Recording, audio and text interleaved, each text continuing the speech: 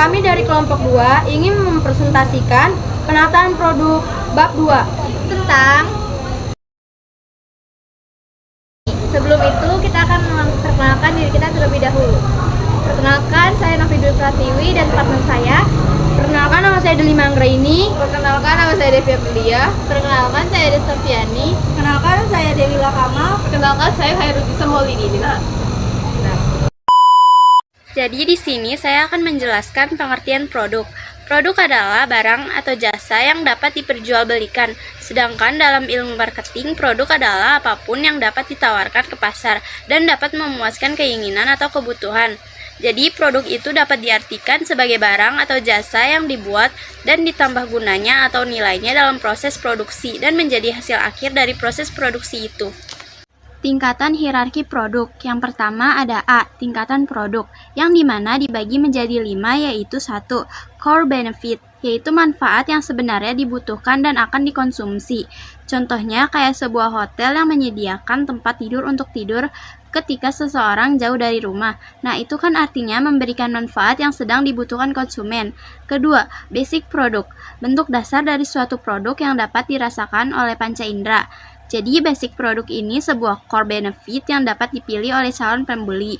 Intinya, sama-sama memiliki manfaat dasar. Hanya saja ada pilihan lain atau alternatif lain yang ditawarkan oleh perusahaan kepada customer. Yang ketiga, expected produk, yaitu atribut produk dan kondisi-kondisi yang diharapkan oleh pembeli. Contohnya kayak tamu hotel mengharapkan tempat tidur yang bersih, sabun dan handuk, lemari pakaian, dan ketenangan. Jadi ini tuh kayak harapan kita kepada produk tersebut. Yang keempat, augmented product, sesuatu yang membedakan antara produk yang ditawarkan oleh perusahaan dengan produk yang ditawarkan oleh pesaing. Jadi ini berguna membuat calon pembeli lebih tertarik untuk membeli produk tersebut. 5. Potensial produk, yaitu argumentasi dan perubahan bentuk yang dialami oleh suatu produk di masa datang. Jadi potensial produk ini adalah produk yang akan berpotensi bagus di masa mendatang, baik dalam segi penjualan ataupun hal lainnya. Kedua, ada hierarki produk. Hierarki produk terdiri dari 7 tingkatan, yaitu pertama, need family, yaitu kebutuhan inti atau dasar yang membentuk produk family. Contohnya rasa aman. Yang kedua, produk family, yaitu seluruh kelas produk yang dapat memuaskan suatu kebutuhan inti atau dasar. Jadi, tingkat produk family ini memiliki berbagai variasi dari produk atau layanan yang akan memenuhi kebutuhan konsumen.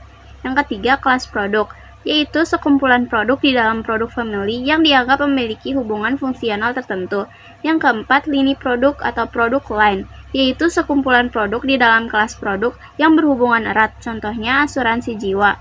5. Tipe produk, produk type, yaitu item-item dalam suatu produk yang memiliki bentuk tertentu dari sekian banyak kemungkinan bentuk produk. Nah, ini membantu membedakan produk yang serupa untuk konsumen tertentu. 6. Merek atau brand, yaitu nama yang dapat dihubungkan dengan satu atau lebih item yang digunakan untuk mengidentifikasi sumber atau karakter item tersebut. Jadi produk yang kita punya itu harus mempunyai nama atau brand sehingga dapat memiliki karakteristik dari produk tersebut. Yang ketujuh, item, yaitu unit khusus dalam suatu merek produk yang dapat dibedakan berdasarkan ukuran, harga, penampilan, atau atribut lainnya. Biasanya disebut pula stock keeping, unit atau varian produk. Pengertian kualitas produk, kemampuan sebuah produk dalam memperagakan fungsinya.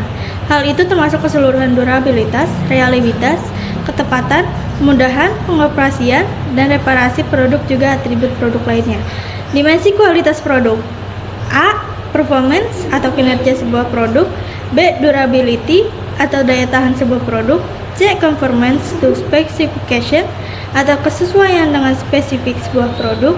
D. Features atau fitur sebuah produk.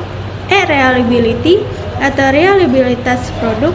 F. Estetik atau estetika dalam produk. G. Perceived quality atau kesan kualitas produk. Dan ada sifat dan manfaat produk, yaitu sifat barang merupakan karakter yang melekat pada barang itu sendiri. Secara fisik dapat dilihat dan diraba. Berikut faktor-faktornya.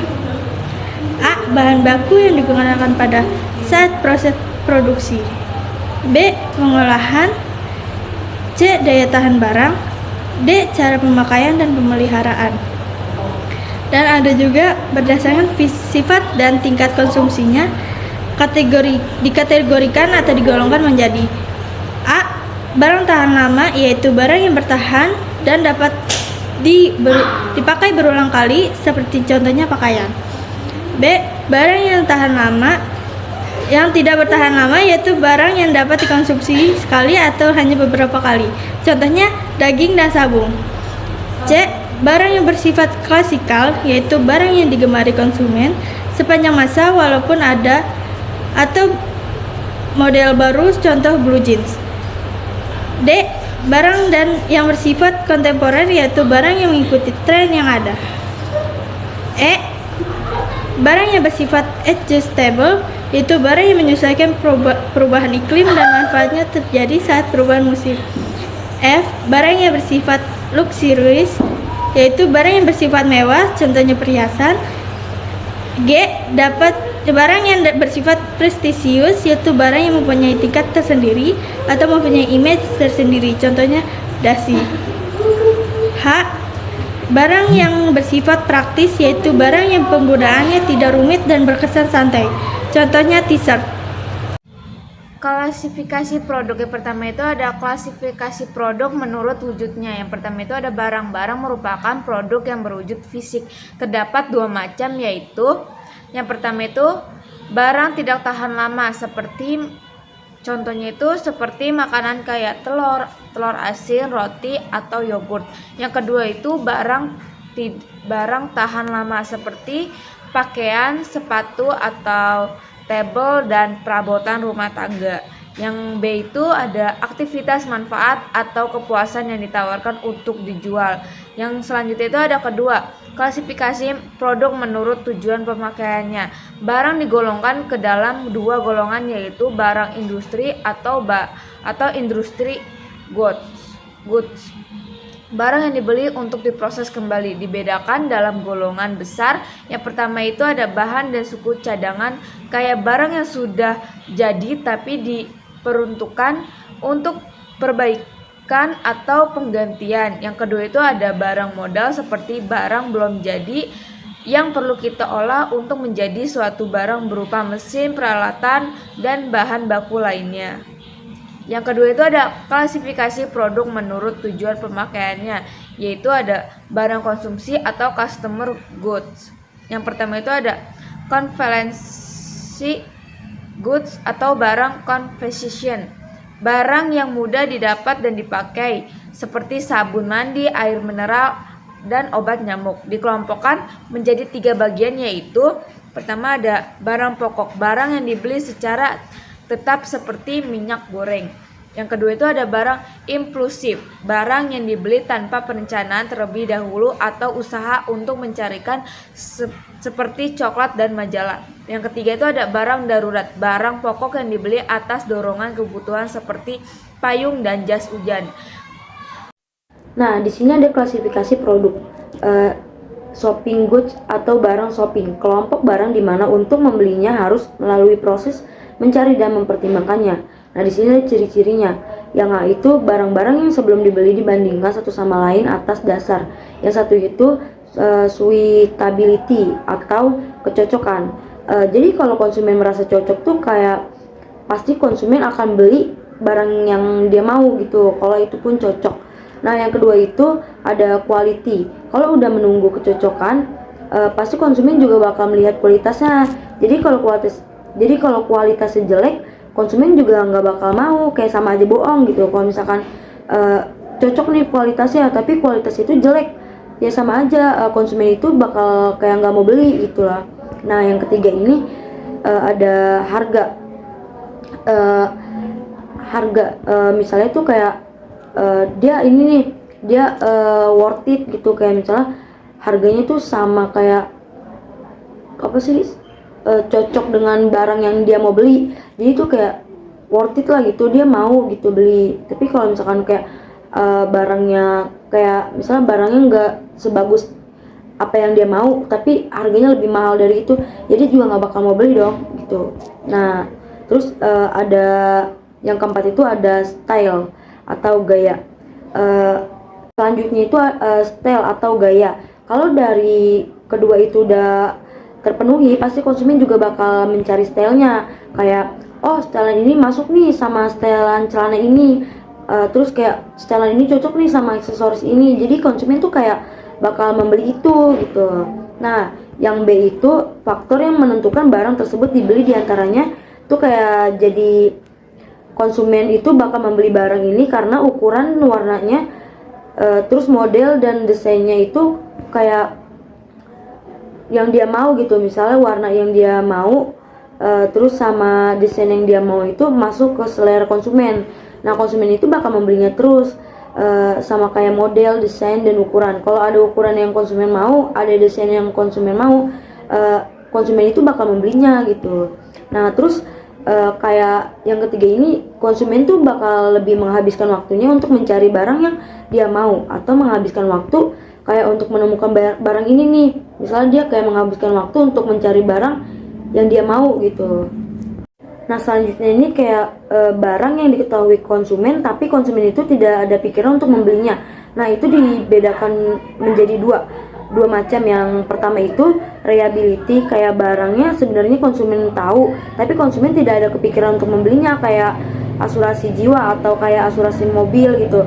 Saat kecelakaan kan kayak buat konsumen tuh kayak nggak ada kepikiran banget untuk membelinya gitu, karena kayak bagi dia tuh ya buat apa beli, belum tentu kita kecelakaan atau meninggal gitu kan. Nah, yang kedua itu neutrality produk. Jadi kayak produk yang baru belum diketahui sama konsumen, contohnya itu kayak ini deh, kayak mobil terbang gitu kan. Nah, konsumen kan belum tahu ya barang ini kegunaannya apa. Jadi konsumen itu nggak ada kepikiran sama sekali untuk membeli produk itu karena emang belum tahu kegunaannya itu apa. Mobil terbang itu gunanya apa gitu kan. Saya akan menjelaskan barang-barang retail modern. Yang pertama ada barang di usaha retail modern, yaitu minimarket, supermarket, hypermarket. Dikelompokkan menjadi 3, yaitu A. Departemen food, yaitu meliputi semua makanan, khususnya makanan ringan atau snack, yang banyak dikonsumsi oleh anak-anak. B. Departemen non-food, barang-barang selain makanan seperti hair care, body care, skin care, cleaning aid, dan lain-lain. C. Departemen household, perlengkapan rumah tangga, seperti peralatan yang menggunakan listrik, perlengkapan pesta, barang musiman, dan hardware. D. Departemen toys, yaitu sarana atau tempat atau barang-barang yang disediakan khusus anak-anak, seperti soft toys, mainan yang lembut untuk perempuan, aneka perlengkapan mainan anak laki-laki, games, dan aneka mainan untuk pendidikan. E. Departemen stationery, yaitu semua peralatan tulis dan kantor seperti pensil, kwitansi, penghapus, penggaris, dan lain-lain. Kedua, barang produk fresh. A. Vegetable fresh atau sayuran adalah produk jadi pertanian berupa sayur mayur seperti sayuran daun, sayuran umbi, dan sayuran akar. B. Fresh fruit atau buah segar adalah produk hasil pertanian berupa buah-buahannya, diantaranya buah lokal atau buah dalam negeri dan buah impor, buah dari luar negeri. C. Fresh meat atau daging, yaitu produk hasil pertanian seperti daging ayam, sapi, ataupun daging kerbau. D. Dari produk hasil peternakan seperti yogurt dan keju. E. Frozen food, hasil pertanian atau peternakan yang dibekukan seperti nugget ataupun es krim. Yang ketiga, barang produk atau fashion, sebuah produk yang mempunyai ciri-ciri khusus yang tepat dan mewakili style sedang tren dalam suatu ukuran dalam tertentu. Produk dikatakan fashionable apabila 1. Konsumsi bersedia melakukan apa saja untuk memperoleh produk. 2. Produk yang memperoleh image retail dan traffic konsumen. 3. Produk yang beda dengan produk lain. Produk fashionable berdasarkan hal ini: A. Berorientasi pada kehidupan masyarakat di sekitarnya. B. Dapat memberikan kesenangan pada dirinya. C. Memungkinkan pemakainya dapat diterima secara terbuka di lingkungannya. D. Memungkinkannya pemakainya dapat menonjolkan diri di lingkungan. E. Memungkinkan pemakainya mendapat rasa percaya diri yang tinggi. F. Memiliki nilai estetika dapat dijadikan sebagai gambaran atau satu sosial bagi penggunanya. Barang fashion yang dijual itu biasanya ada 2, barang putus dan juga barang konsinyasi. Secara garis besar, produk fashion dibagi menjadi pakaian, perlengkapan, toiletries, aksesoris, tas, sepatu, maupun kosmetik. Dan gitu berikutnya ada barang dagangan di toko. Yang pertama ada barang bestseller. Barang bestseller ialah barang yang paling laku di antara lainnya atau barang yang paling banyak diminati. Untuk mengoptimalkan barang bestseller, perlu memperhatikan langkah-langkah berikut. 1. Pastikan bahwa barang-barang bestseller diklasifikasi secara tepat.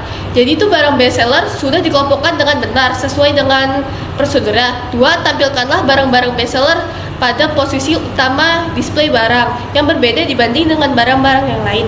Jadi itu barang displayer ini, barang bestseller ini tuh ditempatkan di tempat khusus atau posisi utama display supaya dia tuh terlihat oleh konsumen. 3. Menyediakan persediaan yang cukup untuk memenuhi permintaan. Jadi kita menyediakan persediaan yang cukup untuk memenuhi permintaan dari konsumen. 4. Pastikan bahwa barang-barang bestseller diberi kartu harga yang baik dan dipromosikan. Jadi, barang bestseller diperlukan dengan khusus agar konsumen mudah menemukannya, dan juga agar barang bestseller itu tetap menjadi bestseller selamanya. Yang B ada high margin line atau barang dengan tingkat keuntungan tinggi. Sebagian besar barang dagangan terdapat beberapa produk yang memberikan laba yang besar. Yang tergolong produk seperti ini adalah barang-barang bermerek, barang-barang eksklusif, barang-barang spesial atau khusus, atau bisa juga barang-barang aksesoris. Yang C itu basic line atau barang dasar atau barang utama. Basic line adalah barang yang diharapkan konsumen supaya tersedia terus di toko. Contohnya ini tuh koran di toko, majalah, dan lain-lain. Yang D ada accessory line atau disebut barang aksesoris. Barang aksesoris adalah barang perlengkapan atau barang yang berkaitan dengan barang yang lainnya. Misalkan di supermarket menempatkan beberapa keju di antara biskuit yang menarik perhatian. Sedangkan keju jika dipasangkan dengan keju lain maka akan membuat konsumen mempertimbangkan. Yang E itu ada impulsive line, barang ringan dan murah harganya. Impulsive line adalah barang yang harganya murah dan pergantiannya cepat, misalnya permen dan kudapan di bengkel atau di supermarket, pembatas halaman, pembatas buku di toko buku, baterai di toko mainan. Yang F itu ada specialty line, barang spesial atau unik. Barang-barang seperti ini adalah barang-barang yang mahal dan perawatannya perlu mencukup rumit. Contohnya itu oven, microwave, tenda di toko perlengkapan camping, atau peralatan pengeboran di toko perangkat keras. Yang J itu ada seasonal line atau barang musiman. Seasonal line adalah barang yang dipengaruhi faktor musim. Barang-barang musiman harus mulai dipromosikan antara kategorinya sebelum pergantian musim dan ditempatkan di area lalu lintas konsumen yang tinggi ramai di dalam toko, seperti pakaian renang, buah kurma di bulan Idul Fitri, dan lain-lain. Yang H ada assistant line, barang yang memerlukan penjelasan teknis. Ada H assistant line, barang yang memerlukan penjelasan teknis. Barang-barang atensi ini adalah barang yang dimana konsumen membutuhkan bantuan untuk membelinya yang tergolong barang-barang asistensi. Barang-barang ini diantaranya adalah barang elektronik kecil seperti kalkulator dan kamera. Yang I adalah advertise line, barang yang diiklankan. Barang ini digunakan untuk meningkatkan profil toko dan juga meningkatkan volume penjualan. Yang J itu problem stock atau persediaan bermasalah. Problem stock atau persediaan bermasalah adalah persediaan barang yang tingkat penjualannya sangat rendah. Persediaan dari barang yang tidak terjual akan menimbulkan atau menambah biaya pergudangan dan tidak memberi kontribusi pada keuntungan toko. Faktor-faktor yang dapat mengakibatkan persediaan bermasalah adalah yang pertama itu persediaan barang yang kadaluarsa, yang kedua itu pembelian yang berlebihan, yang ketiga itu persediaan yang salah, pemeliharaan, yang keempat itu ada pemeliharaan persediaan yang buruk, yang keenam itu penanganan barang, ketujuh itu persediaan yang buruk, 8 penetapan harga yang salah, dan terakhir karyawan tidak profesional. Selanjutnya ada atribut produk. Atribut produk adalah unsur-unsur yang pembeda dari suatu produk sehingga memberi nilai tambahan dan manfaat menjadi bahan pertimbangan keputusan pembeli. Unsur dan komponen atribut produk. Yang pertama itu ada kualitas produk. Setiap produk mempunyai kualitas dan regulasi yang benar. Yang kedua itu fitur produk. Setiap produk itu harus ada fitur tersendiri kayak panduan fitur di belakang kemasannya tersebut. Yang ketiga itu ada gaya dan desain produk. Jadi setiap produk mempunyai ciri khas atau mempunyai gaya tersendirinya. Yang keempat itu merek. Tujuan merek untuk menunjukkan identitas sebagai pengenal, misalnya kemasan kuning ini kemasan si A dan kemasan biru ini kemasan si B untuk membedakan produknya saja. Dan selanjutnya itu ada alat promosi. Alat promosi itu kayak kemasan yang kita punya itu harus menarik, pasti bakal banyak diincar atau dibeli. Yang kedua itu ada untuk membina citra. Untuk membina citra itu untuk mencari nama produk kita, kayak produksi A kemasannya bagus dan packagingnya oke. Yang selanjutnya itu ada untuk pengendalian pasar. Itu mengendalikan dari penjualan kita tersebut. Yang slide terakhir itu ada kemasan. Tujuan penggunaan kemasan atau protection. Tujuan kemasan adalah suatu pelindung seperti cover di depan kayak pelindung isiannya semakin bagus dan semakin efektif. Kemasan semakin bagus juga dijual. Yang kedua itu memberikan kemudahan dalam penggunaan. Itu seperti memudahkan untuk dibawa kemana saja dan simple. Yang ketiga itu memberikan daya tarik atau promotion. Kemasan kita menarik, orang bakal juga tertarik kayak wah kemasan dari produk ini lucu dan unik juga dan beda dari yang lain. Yang keempat itu sebagai identitas atau image produk. Kayak produk kita sudah diingatkan seperti wah produk si kuning ini lebih aman dari dan beda dari yang lain. Yang kelima itu distribusi atau shipping. Kayak mendistribusi kemana saja produk kita, terus kayak sebagai safety dalam distribusi ini. Yang keenam itu informasi atau labeling. Nah, informasi ini juga termasuk ke dalam kemasan, juga kayak informasi dari makanannya tersebut. Yang terakhir itu ada sebagai cermin inovatif produk. Sebagai cermin inovasi produk, kayak kita sudah mempunyai inovasi tapi kita lebih membuat inovasi yang lebih menaik kayak packagingnya lah dan segala macamnya. Unsur dan komponen atribut produk.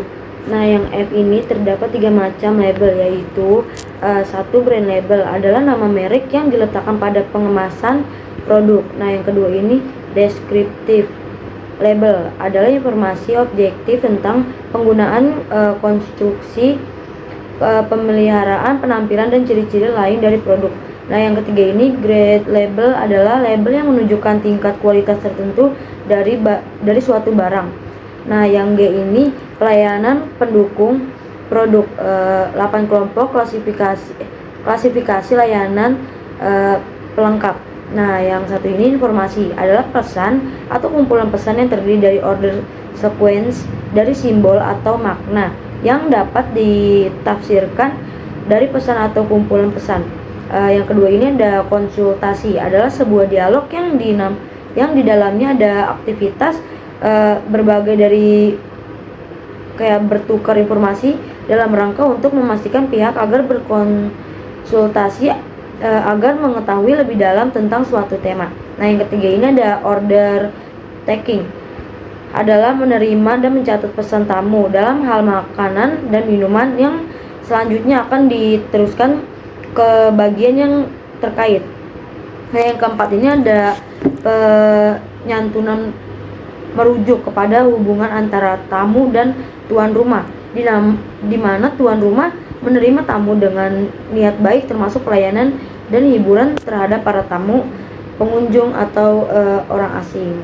Bisa disebut juga dengan hospitality. Nah, yang kelima ini caretaking. Maaf saya kayak kurang paham gitu. Nah, yang keenam ini ada expansion adalah suatu kondisi abnormal yang terjadi pada saat menjalankan program. Yang ketujuhnya ada billing. Bisa disebut juga dengan tagihan. Nah, yang kedelapan pembayaran adalah penyerahan uang secara sukarela atau yang serta atau barang berharga oleh satu pihak ke pihak lain. Pendekatan atribut produk. Kepuasan konsumen bukan hanya barang atau jasa yang mereka beli, namun juga karakteristik dari atribut yang melekat. Nah, satu, konsumen melihat produk sebagai kumpulan atribut. Yang kedua itu tingkat kepentingan atribut sesuai dengan kebutuhan dan keinginan. Nah, yang ketiga itu konsumen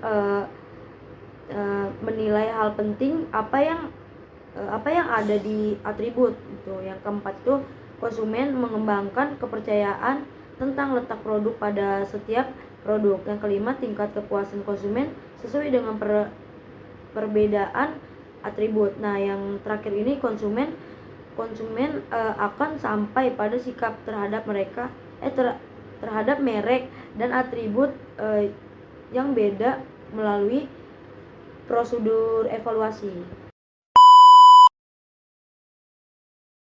Ayo. Siapa penutupan gue ya? Ntar wassalamnya bareng ya. Itu. Sekian dari kelompok kami. Mohon maaf apabila ada kesalahan. Wassalamualaikum warahmatullahi